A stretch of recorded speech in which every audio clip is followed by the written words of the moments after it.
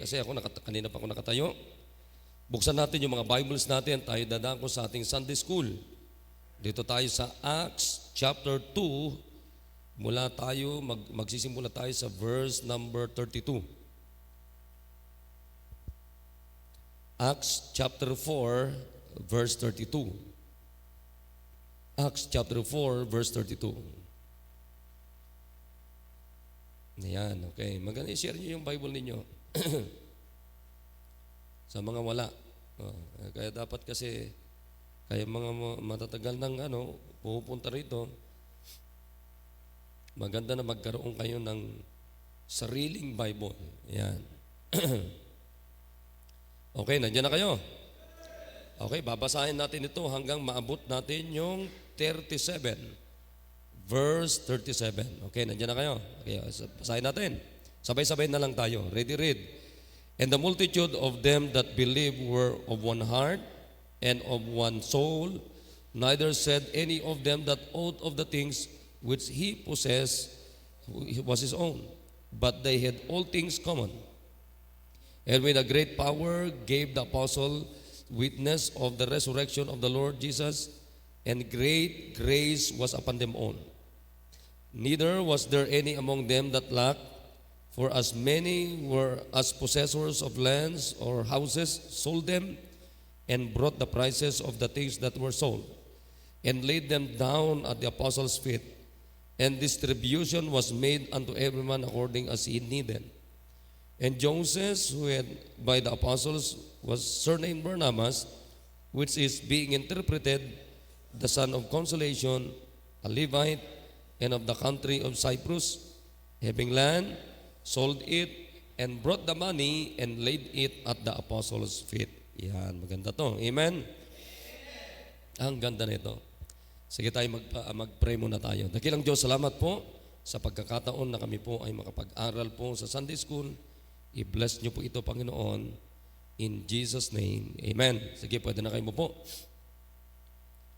Okay, so ang pag-uusapan natin ngayon ay committed in giving. Amen. Yan, sapagkat ang ang tema natin for this year is all about commitment. Amen. Amen. Yan. Anong ibig sabihin ng commitment? Commitment is an agreement. Huwag niyong kakalimutan yan. Amen? Commitment is an agreement and in every agreement, there must be a trust issue. Amen? Trust issue na tinatawag. Agreement ito ay isang kasunduan that you must put it into action. Amen? Yan. So pag sinabi nating agreement, agreement is a very important matter that you must put into action. Yan ang ibig sabihin ng commitment. Amen? Katulad halimbawa, tinan niyo, gusto kong linawin lamang. Sino sa inyo dito ang nagsasabing, Pastor, tinanggap ko na si Kristo sa puso ko as my Lord and Savior? Would you raise your hands? Yan, okay. Yeah, thank you so much. Ngayon, lilinawin natin yan. Hindi nyo ba alam, nung sinabi natin sa Panginoon, Panginoon, simula ngayon, ako'y nagsisisi ng kasalanan at tinatanggap kita bilang Panginoon ko at personal kong Panginoon at personal kong tagapagligtas. That moment, ibig sabihin niya mga kapatid, yung punto na yan, yung pagkakataon na yan, tayo ngayon ay nakipagkasundo sa Diyos. Naintindihan natin? Ha? Tayo ngayon ay nakipaggumawa ng agreement with God. Amen? Kasi sabi natin, agreement yun eh. Naunawan niyo ba yun? Tinan nyo. Nung sinabi natin na, Panginoong Hesukristo, ikaw na ngayon ang Diyos ko, you are now my Lord and my Savior. It means, mga kapatid, we make an agreement with the Lord Jesus Christ. And that agreement must put it into action. Come on, amen naman kayo, naunawan nyo ako, ha? Okay? So, kinakailangan, yung pagkakataon na yan, dapat malinaw sa atin that Brad, dito kayo. Liba lang kay kung yung anak mo. Diyan na lang. Ikaw naman walang anak, dito ka. Oo. Okay, so naunawan nyo ba na may agreement tayo sa Diyos? Nakikinig kayo? Nakikinig kayo?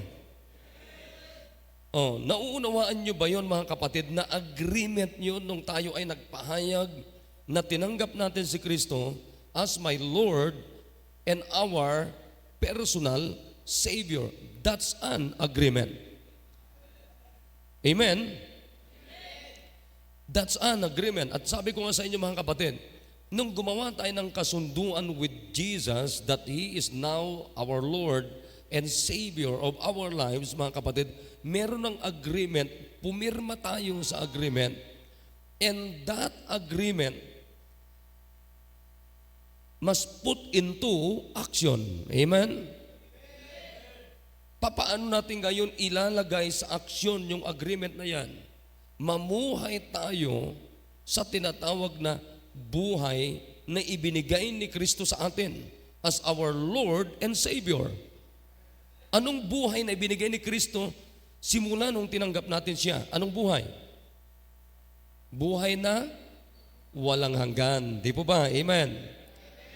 Na makinig kayo. And that life, eternal life, makinig kayo, hindi ninyo buhayan. Hindi natin buhayan. But eternal life is the life of the Lord Jesus Christ. Eternal life is the life of the Lord Jesus Christ. Do you hear me?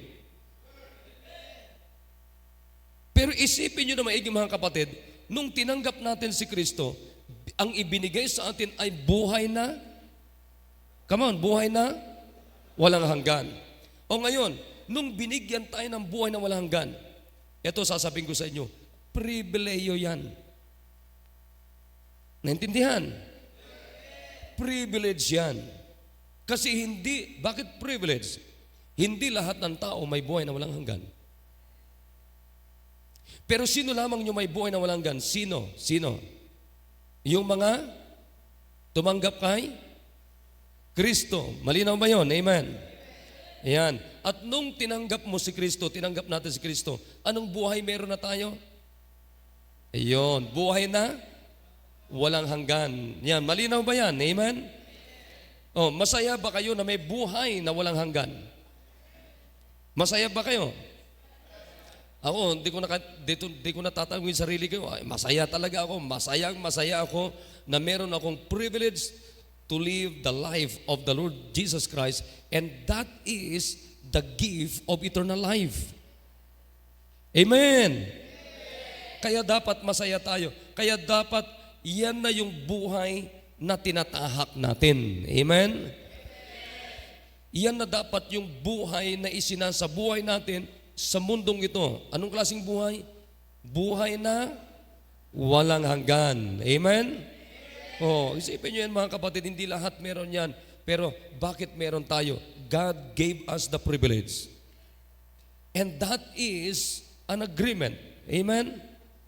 Nung sinabi natin, Panginoon, ikaw na yung Diyos ko, ikaw na yung tagapagligtas ko, ikaw na yung Panginoon ko, ibig sabihin, uma-agree tayo, sumasang-ayon tayo na magkaroon na buhay na walang hanggan, and that life, kinakailangan isabuhay natin, we must put it into action. Amen? Oh, di ba? Napakasaya eh. Napakasaya yung may buhay na walang hanggan ka. Kaya ngayon, bilang mga tao na may pagkakasundo kay Kristo, nabigyan ng privilege to have the eternal life. Nauunawan niyo ba yung eternal life? Alam niyo ba yung eternal life na yan? Kailan tayo nagsimula na may eternal life? Nung tinanggap natin si Kristo. Amen. So that moment must be put into action. Tama? Dapat nagsimula na kaagad yan nung tinanggap natin si Kristo. Oy, pambira, maganda i-enjoy ko na itong buhay na walang hanggan ko. Amen? Naunawan niyo ba yung buhay na walang hanggan?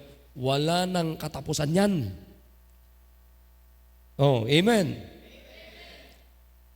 Ang mararanasan na lang natin kung hindi tayo mararapture ay aalis tayo sa katawan natin na corruptible na tinatawag. This body is a corruptible body. This body is earthly body. Our bodies are earthly bodies. This body, my body, your body, our bodies is a temporal. Nakikinig?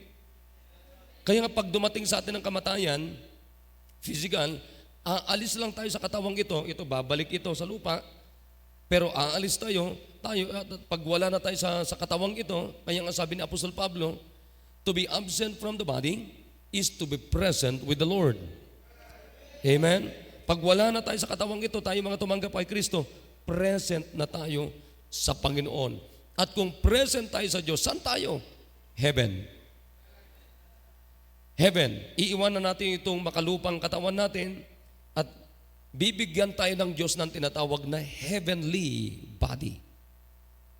At magkakaroon tayo mga tumanggap kay Kristo ng tinatawag na heavenly bodies. Amen? Makalangit ngayon na katawan. Yan, hindi na tayo. Eternal na yon. Yon. Kaya, ang sinasabi ko sa inyo mga kapatid, wala na tayong ibang sinasabuhay dito kundi mag-enjoy tayo sa eternal life na regalo ng Diyos na siyang tinanggap natin simula nung tinanggap natin si Kristo. Amen? Yan. Kaya ngayon, dito sa binasa natin, makikita natin dito, ito sila Barnabas, nandito sila Peter, yan, nandito sila, yung mga apostles, except Judas Iscariot, siyempre wala na siya dito kasi nagpakamatay na siya kasi hindi niya tinanggap si Kristo.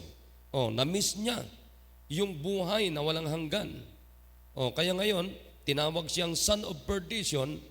Anong ibig sabihin niyan? Unsaved siya, wala sang Kristo. So nasaan sa ngayon? Impyerno. Yun ang malungkot doon. Ngayon, ito sila Barnabas. Alam niyo sila Barnabas, ang ginawa nila doon po sa church at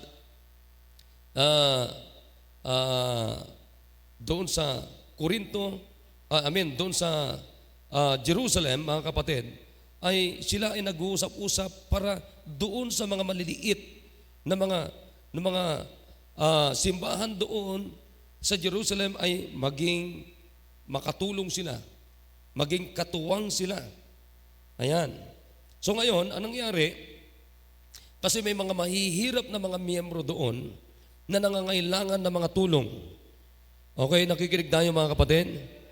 So nag-usap-usap sila na kinakailangan ay matulungan yung mga miyembro doon na walang-wala, kinakapos sila, walang pangangailangan. So nagkaroon ngayon ng conviction itong mga ilang mga mananampalataya katulad nila Barnabas. Nakikinig? Ayan. So nagkasundo sila. Saan sila nagkakasundo? Nagkaroon sila ngayon sa pagkakasundo. Gumawa sila ngayon ng commitment to help the poor members at Jerusalem. Oo. So tinulungan nila. So anong ginawa ni Barnabas? Tingnan niyo sa 32, punta natin 'yon.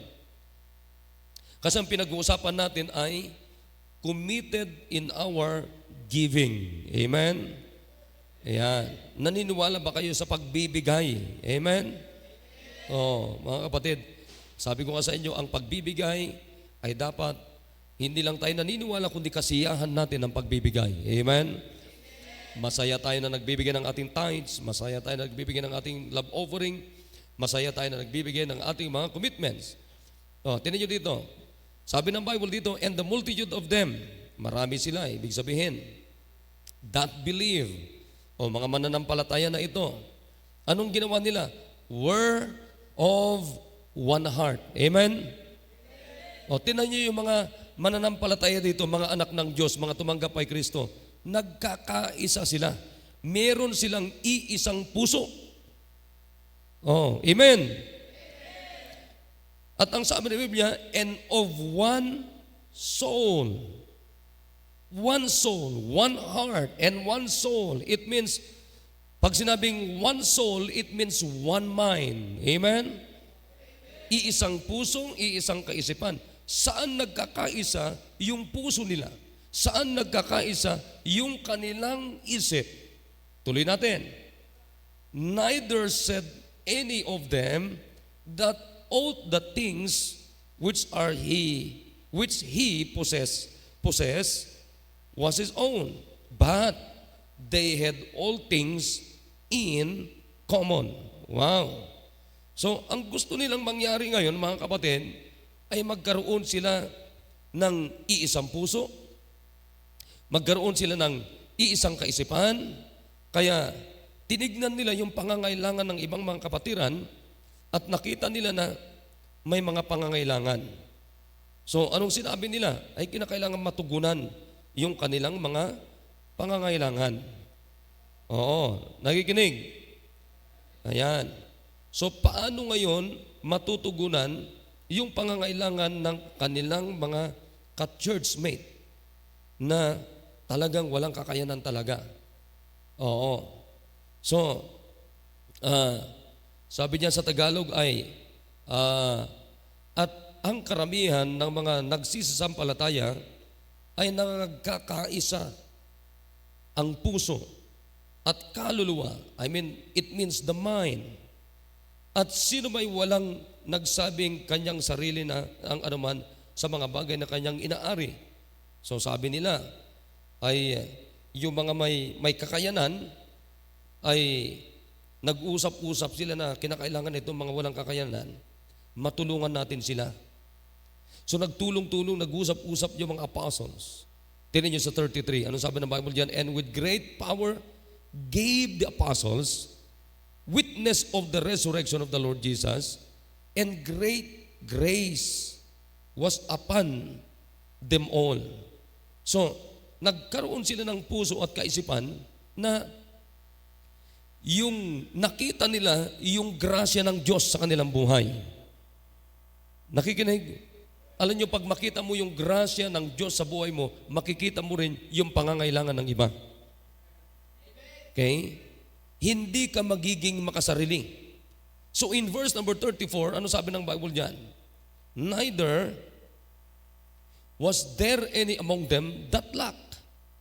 For as many as were possessors of lands or houses, sold them and brought the prices of the things that were sold.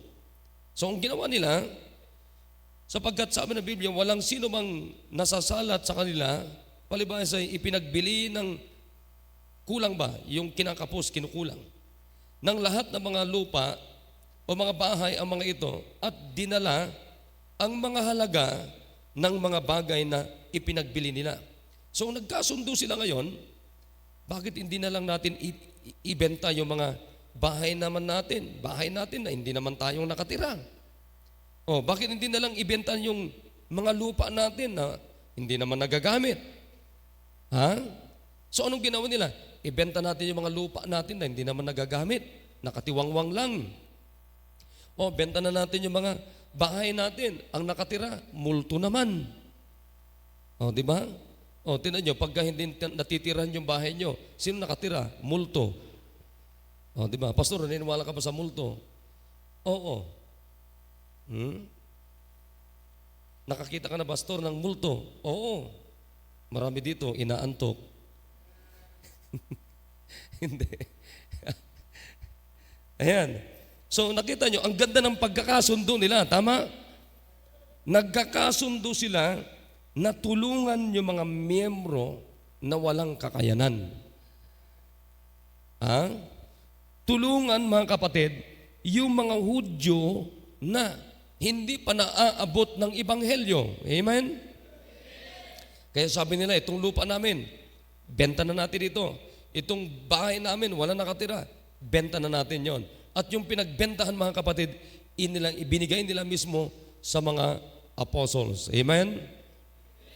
In verse 35, sabi diyan, and laid them down at the apostles' feet. And distribution was made unto every man according as he had need. Yun, binigyan lahat. Okay, nagkakaunawan tayo? Binigay na.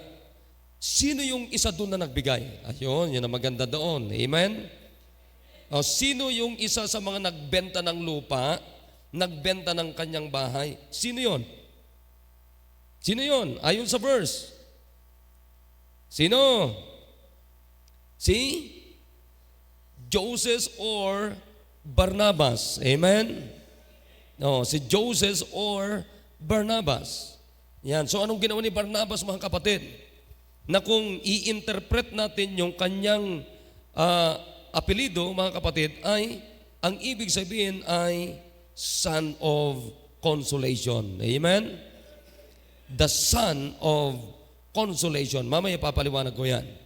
So, ang ginawa ni Barnabas, binenta niya yung lupa niya, binenta niya yung kanyang bahay, at ang sabi ng Bible sa verse 37, having land, sold it, and brought the money and laid it at the apostles' feet. Amen? Bay, matindi magbigay ito mga to. Ano? Amen? Alam niyo ninyo, hindi sila makakapagbigay ng ganyan kung hindi sila committed. Amen? Hindi sila makakapagbigay ng ganun, makapagbenta ng lupa, tapos ibibigay lahat yung pinagbentahan sa gawain ng Panginoon, mga kapatid, kung wala silang malinaw na agreement kay Kristo. Now, do you have a clear agreement with the Lord Jesus Christ? Come on, amen. Now, number one, Barnabas was committed to give voluntarily for the need of others. Amen? Alam mo, si Barnabas, wala nang pumilit sa kanya eh. Walang pumilit sa kanya.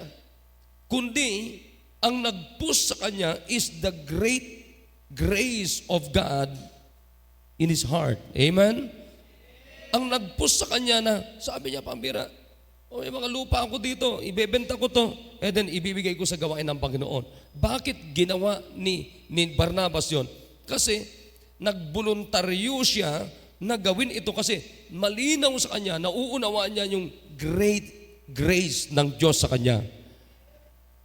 Do you understand the great grace of God in our lives? Naunawan niyo ba yan? Ano ang isa sa mga dakilang bunga ng grasya ng Diyos sa ating buhay?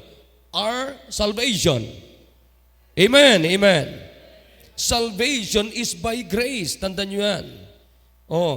Isa yan sa bunga ng grasya ng Diyos sa atin. Walang iba kundi yung kaligtasan natin. Nakikinig ba kayo? Masaya ba kayo na nagsasabing, ako ligtas ako save ako tinanggap ko si Kristo? Are you happy? Amen? Masaya ba kayo na nagsasabing, tinanggap ko si Kristo as my Lord and Savior? I am happy. Amen? Are you happy? To possess the gift of eternal life. Masaya ba kayo na meron kayong buhay na walang hanggan? Di ba? Kaya, yung great grace na yun, mga kapatid, na meron kay Barnabas na nag-push sa kanya voluntarily to sold his land. Amen? Yun yung nag-push sa kanya. Siguro sabi ni Barnabas, di ko naman madadala sa langit ito. Benta ko na lang ito, ibigay ko sa gawain ng Panginoon. Wow! Amen! Yun ang kailangan natin, mga kapatid. Nakikinig lahat. Yun ang kailangan natin na puso. Yun ang kailangan natin na isip. Yun ang kailangan natin na pananampalataya. Yun ang kailangan natin na conviction. Amen? Conviction, mga kapatid. Yan ang kailangan natin. Saan sila nagkakasundo? Sa great grace ng Diyos sa kanila. Amen? Kaya dapat ganun ang pagkakasundo natin. Hindi tayo dapat nag-aaway-away sa lupa. Kundi, Mga kapatid, pinakamaganda magkasundo tayo na huwag pag-awayan yung lupa, kundi magkasundo tayo mga kapatid na yung lupa natin, ibahagi natin sa gawain ng Diyos. Yun ang pinakamaganda. Amen? O hindi yung kaya nga dyan sa village, pambira nakakalungkot pagka ako, umiiling lang ako pagka, tinan nyo nakakalungkot. Yung iba magpapatayo ng bahay, lagpas. Kaya nga may sukat Nakikinig ba kayo? Kaya nga may muhon.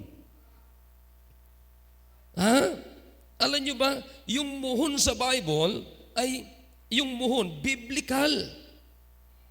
Ang tawag dyan is the landmark, muhon. Huwag lalagpas sa muhon. Amen. Ay naku po. Sasabihin ko sa inyo. Tapos pagka lumagpas, mag-aaway-away. Nauunaw nyo ba? Maganda yung binigyan na nga tayo ng Panginoon ng lupain. Tapos dapat nagkakasundo tayo na lahat yan gamitin ng Diyos. Nakikinig, amen. Ulitin ko yung sinabi ko Dapat pag may pag-aari na tayo na binigyan ng Panginoon, magkasundo tayo magkasundo tayo na gamitin natin sa Panginoon, hindi yung nagkakasundo para pag-away-awayin tayo ng dyablo. Narinig nyo ba yan? Narinig po ba natin yan?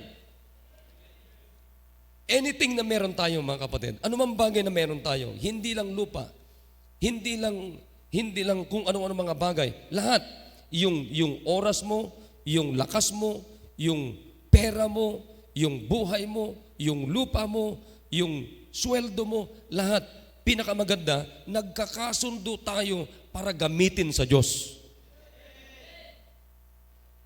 Naunawan niyo mga kapatid? Exactly, ganun ang nangyari dito Nag-usap-usap yung mga believers. Anong gagawin natin dito sa mga pangangailangan ng gawain ng Diyos? So anong ginawa nila? Nag-usap-usap sila, ay ganito na lang gawin natin. Ako, ibenta ko yung lupa ko. Sabi naman ng isa, ako, ibenta ko yung bahay ko. Sabi naman ng isa, ako, benta ko yung misis ko. Ay, wag mong gagawin yan, Mga fathers, wag yung gagawin. Amen. Ako, benta ko na yung mister ko. Wag gagawin, misis. Amen. Benta ko na yung ano ko, and then, magkasundo tayo na ibigay yan, ilaan sa gawain ng Diyos. Amen? Kahit gaano kasalbahe yung misis mo, huwag mong ibenta. Meron yang pag-asa. Amen?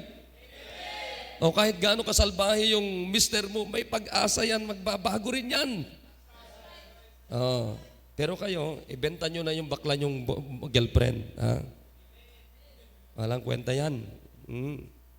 Yun, ang ganda ng pagkakasundo nila, di ba? So anong ginawa nila? Nagkasundo sila, ay, benta ko na tong ano ko kasi gusto ko ilaan ko sa gawain ng Diyos. Amen? At meron tayong ebidensya na gumawa. Sino yun? Barnabas. Amen? Anong ibig sabihin mga kapatid ng Barnabas? The son, kung i-interpret natin mula sa Biblia, the son of consolation. Amen. Anong ibig sabihin ng consolation? Imploration. Amen. Hortation, giving exhortation, consolation, kasiyahan, gantimpala. Kung sa Tagalog, nakikinig tayo? Consolation, kasiyahan, gantimpala. Makinig mga kapatid, yamang dinagdag tayo ng Diyos dito, dapat kasiyahan tayo ng Diyos. Come on, amen. Dapat gantimpala tayo ng Diyos. Hindi tayo problema. Ako naniniwala ko mga kapatid sino man na idinagdag ng Diyos dito, Dito kayo miyembro, dito kayo nabaptize, dito kayo nag-transfer ng membership nyo. Ibig sabihin, you are now a member of Christ's body dito sa lugar na ito, mga kapatid. Itong simbang ito, dapat gantimpala tayo. Dapat kasiyahan tayo ng Diyos. Amen? Kagalakan tayo sa ibang tao. Hindi tayo sumpa sa ibang tao. Hindi tayo problema sa ibang tao. Amen! Ha? Alam niyo, napakaganda niyo. Tinan niyo, mga kapatid, ha? Oh. Bakit tayo nagkaroon ng ganitong klaseng facilities? May nagbigay. Ulitin ko na naman, sino ang bumili ang lupaing itong pinagtayuan ng ating church house, kapatid? Christian Bible Baptist Church, Fort Bonifacio. Ha? Nagkasundo sila, mga kapatid. Nagkaroon sila ng iisang puso, nagkaroon sila ng iisang kaisipan na bibili tayo ng lote doon para magkaroon ng simbahan ng Diyos doon sa Baguio. Ito na ngayon. Kaya dapat, mga kapatid, tayo naman na nandito, magkaroon din tayo ng iisang puso, magkakaroon din tayo ng iisang kaisipan para palawakin natin itong gawain ng Diyos. Kaya nga binibili natin yan, loteng yan. Ang nakakalungkot, yung iba sa inyo ayaw nyong makipagkasundo.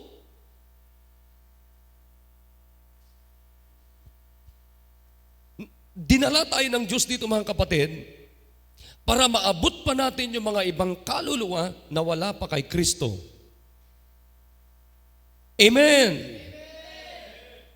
Kaya wag tayong tamad na gawin yan, kundi dapat nagkakasundo tayo sa pagiging kasigasigan para abutin pa ang mga maraming kaluluwa na hindi pa naaabot.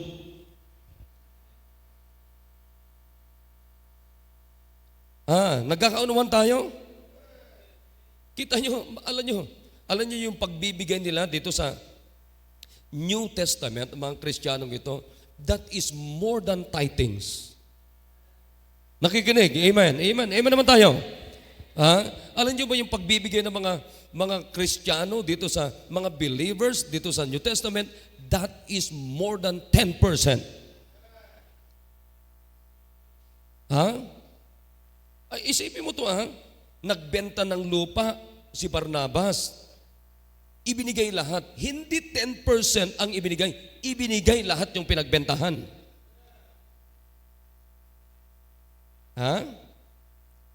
Palagay nyo, kaya nyo ba yun? Walang imik.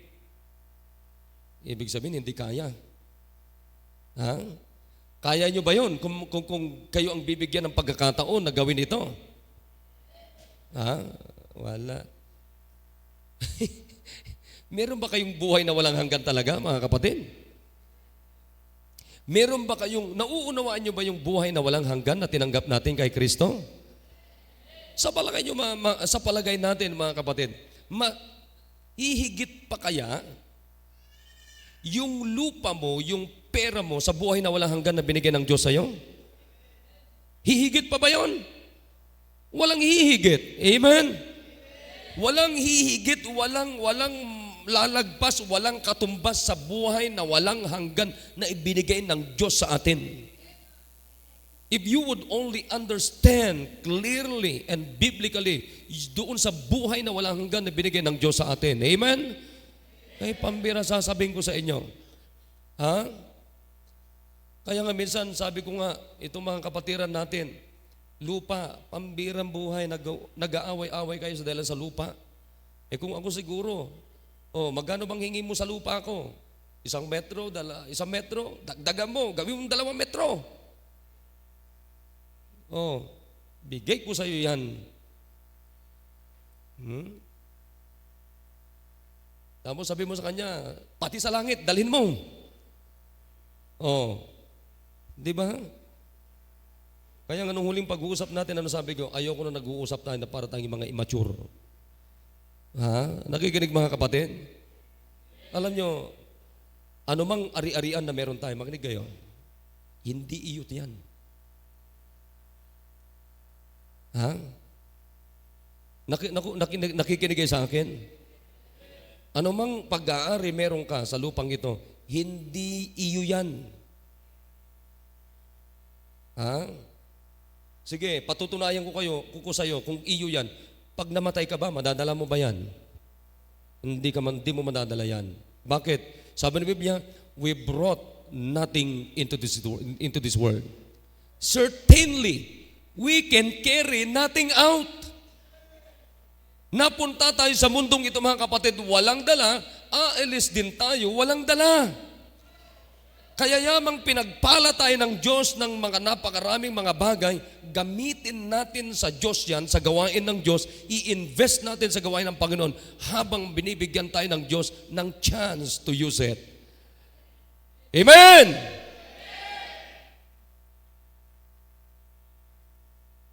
Alam nyo, ang ayaw na ayaw ko na nakasama, dahil kung natiti Ilocano nga na agum. Do you understand the word na agum? Ha? Ano ba sa Tagalog yung naagum? Naagum. Ha? Selfish. Tama. Napaka-selfish mo. Makasarili. Alam nyo, ang pangit sa taong makasarili. Wala siyang inisip kundi, akin to, akin to, akin to, akin to. Ha? Gusto mo pati impyerno, sa'yo na. Mariusep, sino bang nag-isip sa inyo na? Sa'yo na yan. Sa'yo na yan. Sa'yo na yan. Pero marami nag-iisip na, akin to, akin to, akin to, akin to. Good night. Sige, sa'yo na lahat. Sige nga, naikinig kayo sa sinasabi ko. Sino nag-isip na? Sa'yo na yan. Sa'yo na yan. Ha? Sa'yo na yan. Ay, parang lumagpas ako Ha? Wala pa ako nabalita na, ay, lumagpas ako Wala pang sabi, hindi, okay lang, sa'yo na yan. Pero pag lumagpas,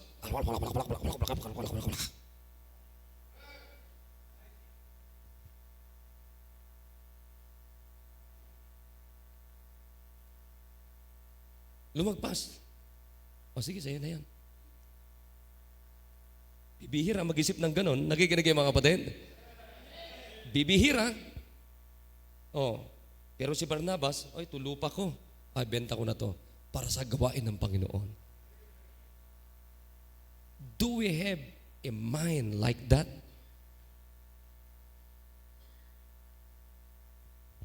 Ha? Huwag kayong magchismisan dyan. Ha? Kasi meron palang ganun na ongoing ang preaching, nagchichismisan. Meron ba tayong puso katulad ni Barnabas? Ito lupa ko, sabi ni Barnabas, sa gawain ng Panginoon ito. Pero grabe, no? Alam nyo, sa totoo lang mga kapatid, nai-impress talaga ako dito. Ha? Sabi ko, Panginoon, sino kayang mga miyembro sa PMA Baptist Church na makakagawa katulad ng ginawa ni Barnabas? Wala, kasi tahimik lahat. Ha? Sino kayo makakagawa na, pastor? Pambiro, meron akong lupa doon sa may Benta ko to, pastor, ibibigay ko sa gawain ng Panginoon. Wala, tahimik tayo. Nakaka-discourage pa itong ginawa ni Barnabas? Ulitin kong tanong, nakaka-discourage po ba itong ginawa ni Barnabas? Bakit tahimik kayo? Ha? Nakaka-discourage ba yung ginawa ni Barnabas o nakaka-challenge o nakaka-encourage? Ha? Kaya nga yung salitang yung kanyang apelido ay kung i-interpret natin is consolation. Amen? Anong ibig sabihin ng consolation? kasiyahan, gantimpala, exhortation, ibig sabihin encouragement. Nakikinig? Wow, napakaganda no. Pag nagtinan nyo, matagal ng panahon ito mga kapatid, pero pinag-uusapan pa natin yung ginawa ni Barnabas na nakaka-encourage. Amen. Nakakahamon. Amen. O doon tayo sa nakakahamon.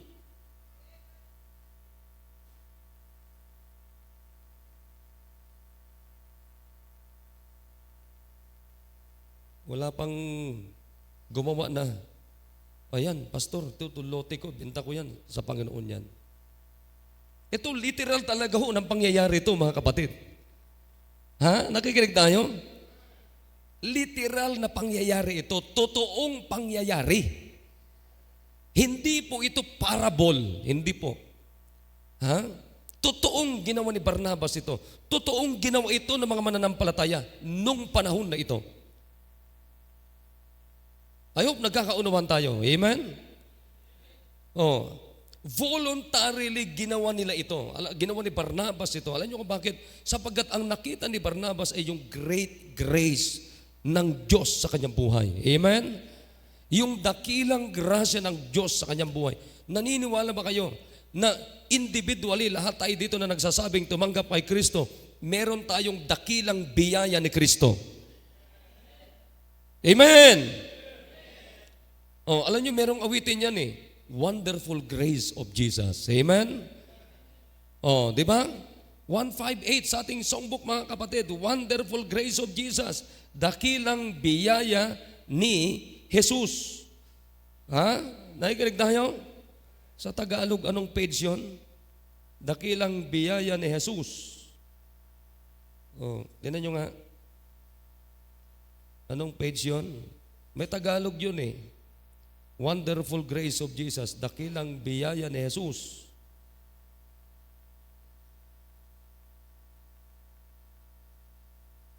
Oh, naniniwala ba kayo mga kapatid na merong dakilang biyaya ni Jesus sa buhay natin? Oh, yun ang nakita nila.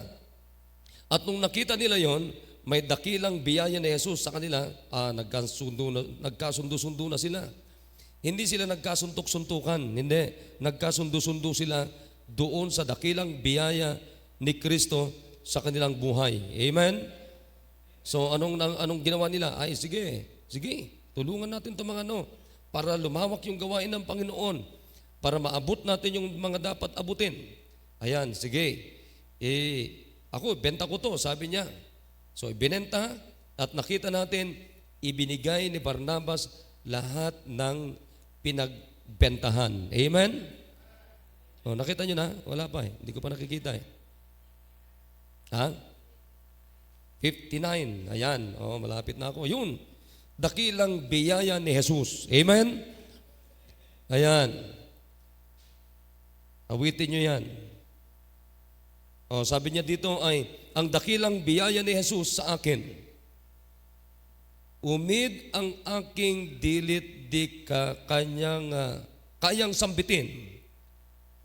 Pasanin ko'y inibis, diwa ko'y lumaya, dahil sa inabot ng kanyang biyaya. Yun, amen? Oh, di ba? Napakaganda yan. Kaya alam niyo mga kapatid, walang mahirap na ibigay sa Diyos kung nangingibabaw ang biyaya ni Jesus sa buhay natin. Ayaw pa rin. Wala malang amen. Oh, ulitin ko, walang mahirap na ibigay kay Kristo kung nauunawaan natin yung dakilang biyaya ni Jesus. Di ba? Sila nga eh. Oh, sa atin mahirap yon. Ay, pambira, ibebenta ko yung lote ko, bibigay ko lahat ng pinagbentahan. Hindi 10%, kundi buong ibibigay ko. Abay, mahirap gawin yon. Oh, 10% nga, di mo magawa-gawa eh. Yung pa kayong buong pinagbentahan mo. Pero bakit nagawa ni Barnabas? Sapagat malinaw sa kanya ang dakilang biyaya ni Jesus. Oh, amen! Ha? Naniniwala ba kayo sa wonderful grace of Jesus? O kung nauunawaan natin, naniniwala tayo na meron tayong wonderful grace of Jesus, walang mahirap na ibigay kay Kristo katulad ng ginawa ni Barnabas. Oh, come on, amen? Ay, naku, sinasabi ko sa inyo, ang sarap ano? Ako, kung may lupa lang ako, benta ko na eh. Wala eh. Nasa paso lang yung lupa ko. Oh. So I hope may natutunan tayo. Amen? Kunin natin yung buhay ni Barnabas. Amen? Amen! Okay, tumayo tayo at tayo manalangin at pagkatapos awitin natin yung dakilang biyaya ni Jesus. Amen? Wow, paawit mo to, Brother. Nasaan si Brother? Ayan, okay, tayo manalangin. Dakilang Diyos, salamat po sa ginawa niyo po sa amin. Thank you sa testimony ni Barnabas, Panginoon. It's really an encouragement to us, oh God. Grabe po yung ginawa ni Barnabas. Kaya tulungan niyo po kami, higit sa lahat, mas dakila ang ginawa niyo sa cross ng Kalbaryo, Panginoon. Na siyang makita po ng bawat isa. Sana makita nila, Panginoon. Hindi lang yung ginawa ni Barnabas. Subalit walang hihigit sa ginawa niyo sa cross ng Kalbaryo. Salamat po sa Panginoon, sa pangalan ni Jesus. Amen. Amen.